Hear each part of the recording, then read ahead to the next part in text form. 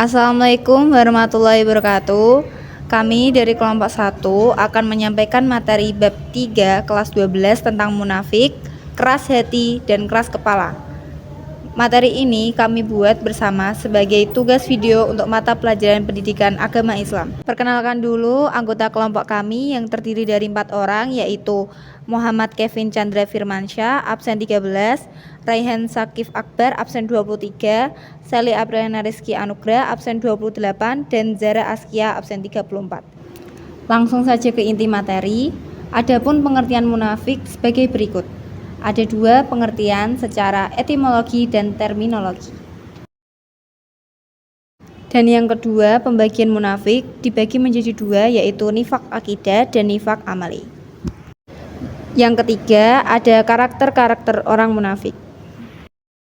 Yang selanjutnya ada ciri-ciri orang munafik. Rasulullah menyebutkan ciri-ciri orang munafik melalui hadis berikut. Yang berarti tanda-tanda munafik ada 3, yaitu jika berbicara berdusta, jika berjanji menyelisihi, dan jika diberi amanah berkhianat. Dan adapun sifat-sifat orang munafik dalam Al-Quran sebagai berikut. Dan yang selanjutnya adalah hal-hal yang harus dilakukan untuk menghadapi orang munafik. Selanjutnya materi keras hati. Adapun pengertiannya sebagai berikut. Yang kedua, faktor penyebab keras hati. Yang selanjutnya yaitu yang ketiga adalah obat hati. Materi keras kepala. Pengertian keras kepala dalam Kamus Besar Bahasa Indonesia KBBI, arti keras kepala adalah sifat tidak mau menuruti nasihat orang lain. Orang dengan sifat ini juga sering disebut kepala batu. Selanjutnya materi keras kepala. Dari definisi keras kepala dapat dikenal ciri-ciri orang keras kepala, yaitu A. Berpegang teguh dan bersikeras dalam menyampaikan maksud dari ide atau rencana yang dimiliki, bahkan saat ia tahu bahwa itu salah. B. Memaksakan diri untuk melakukan sesuatu yang diinginkan sekalipun tidak ada orang lain yang ingin melakukannya. C. Ketika orang lain mempresentasikan sebuah ide, ia cenderung menunjukkan semalasan mengapa ide tersebut tidak akan berhasil. D. Tampak marah, frustasi, dan tidak sabar ketika orang lain mencoba untuk membujuknya mengenai sesuatu yang tidak disetujui sebelumnya. E. Menyetujui atau melakukan dengan setengah hati permintaan dari orang lain, tetapi ia tidak akan melakukan sesuatu yang sama sekali berbeda. Selanjutnya, sebab keras kepala. A. Sifat keras kepala muncul sebagai tanda dari kecemasan yang sering dialami.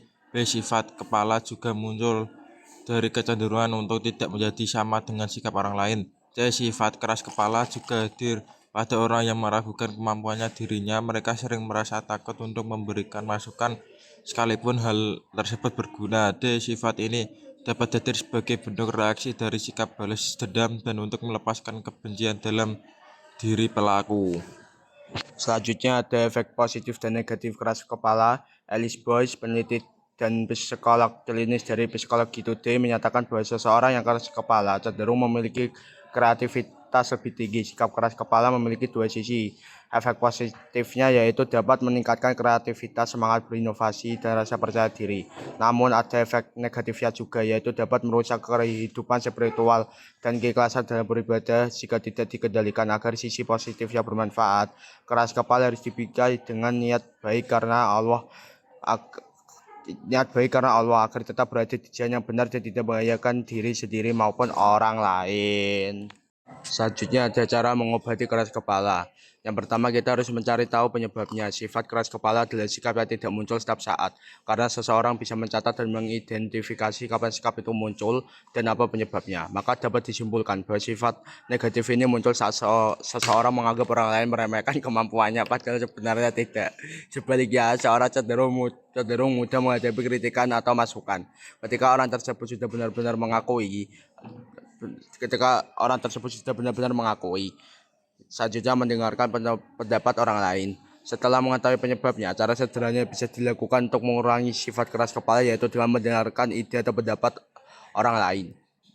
Dan juga kita harus terbuka dengan segala kemungkinan. Membangun keterbukaan merupakan cara yang tepat dalam membantu mengurangi sifat keras kepala. Jika orang lain mencoba meyakinkan pendapatnya pada diri seseorang, sebaiknya dipikirkan terlebih dahulu. Jikalau seseorang ingin menolak pendapat orang lain, hendaknya diberikan alasan yang baik dan tidak merendahkan.